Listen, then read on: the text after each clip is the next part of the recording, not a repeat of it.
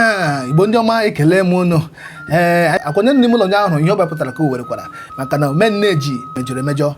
Yes, I still remain your favorite custodian of Igbo culture and tradition, High Chief Awuzie Golden Seed, the Oracle of the Mbwemeka Mbunam of the Holy Kedru na Lake Nwebere. Oh yes. Before I continue, I want to use this medium to officially congratulate Chimamanda Adichie on the conferment of her title Odelowa.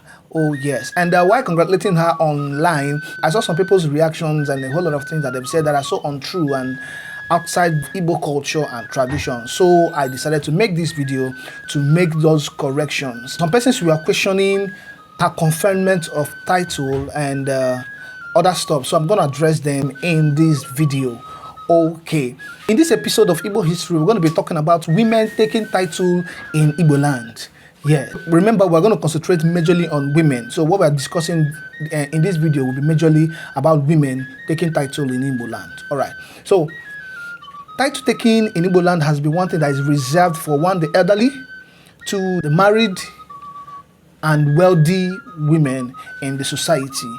And one of the major things that is also considered before a conferment of a title to a particular woman is also to check her disposition, to check her character, to check her influence, to check her level of integrity, to check everything that concerns good character, good conduct, and good representation around her. So that is that. But today, young women are now being conferred with titles in Igbo land.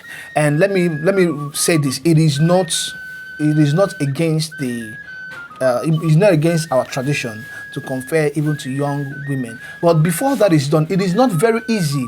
It is easier to confer title on older women, on more elderly women in Igbo land, than conferment of titles on the younger ones. I'm going to explain it better.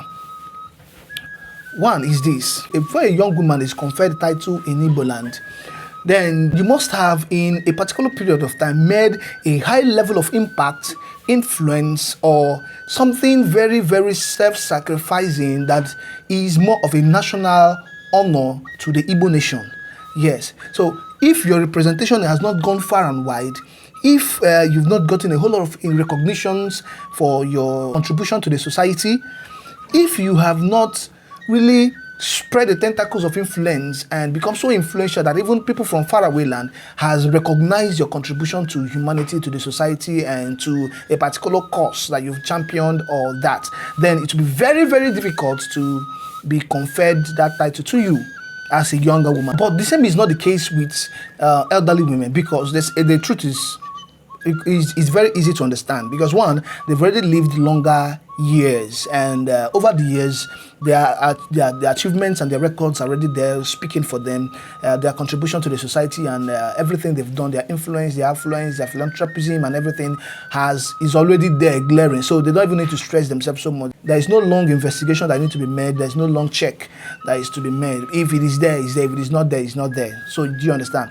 So that is why it is easier to confer titles on elderly women who are probably rich and influential and all that than to confer on the younger ones, because to the younger ones, some of the questions that are being asked is that to the young wealthy ones is to investigate the source of their wealth, to make sure that there are no shady deals that they are into, and they are not into something that is so derogatory or tradition abhors.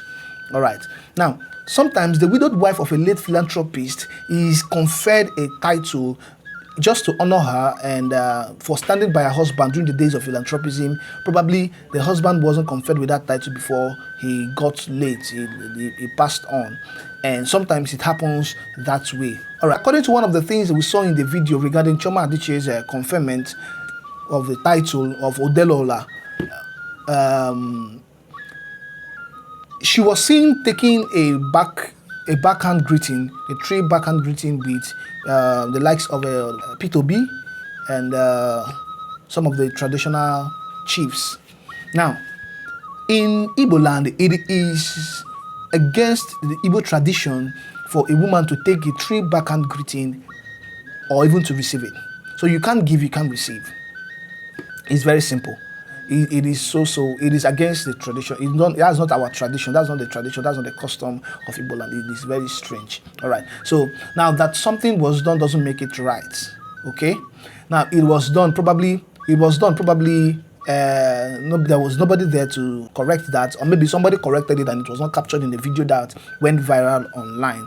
But it is against our tradition for, even if you are a titled woman, even if you have a title, you've been conferred a particular title, it is against the Igbo tradition for a woman to give or to receive the 3 backhand greeting. You know the 3 backhand greeting that we greet. That's our 1, 2, then now you don't do that.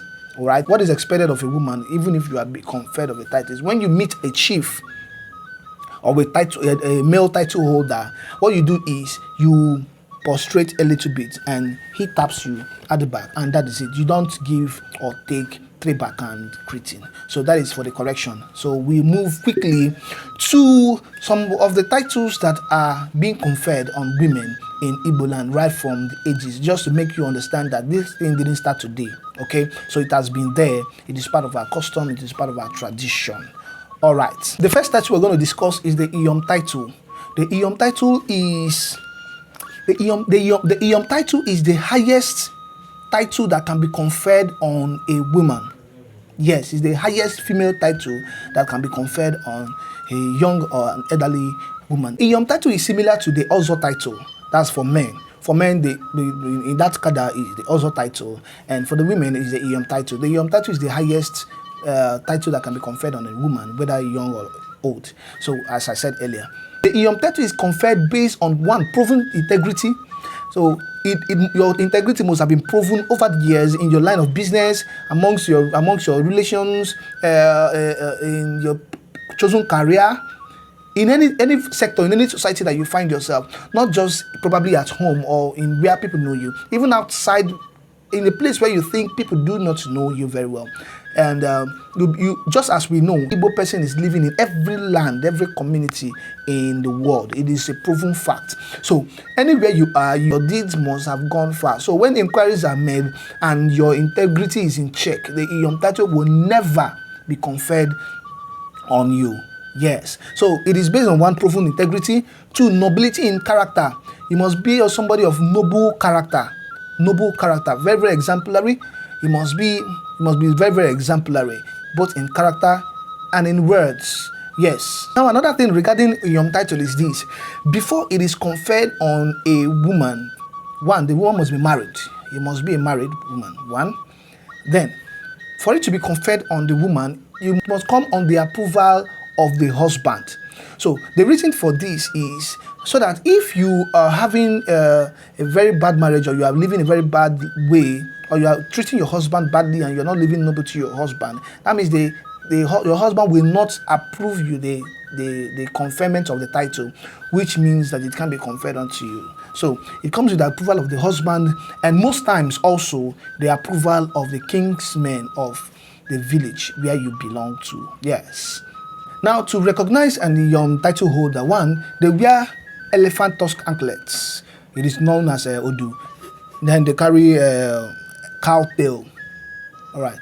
What they carry is cow tail, elephant tusk neck. And one popular personality that I should bring up now that has that title is the wife of the late Dim Chukwuemeka Ojukwu, who is the #1 leader of the Igbo nation, Lady Bianca Ojukwu.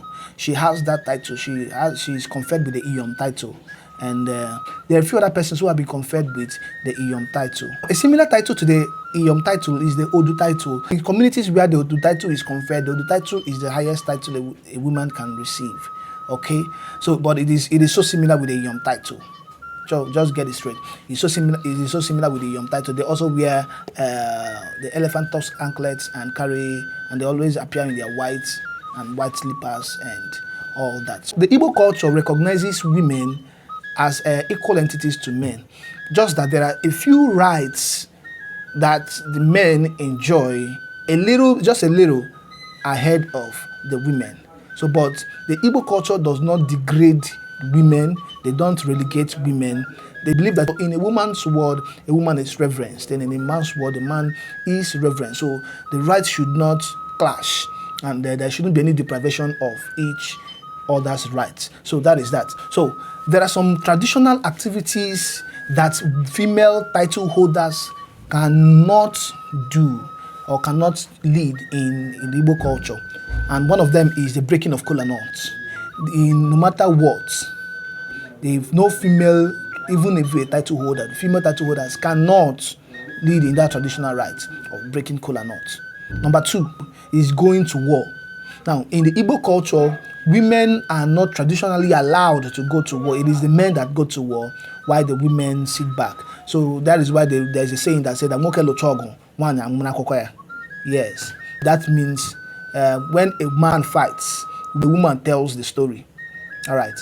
Number 3 is climbing palm trees. Climbing palm trees. Women in Igbo culture are not allowed to climb palm trees. Yes, you don't climb palm trees. It is exclusively reserved for the men to climb the palm trees or even to tap wine. Yes. Number 4 is the masquerade. Women are not allowed to carry masquerade. Yes, they are not.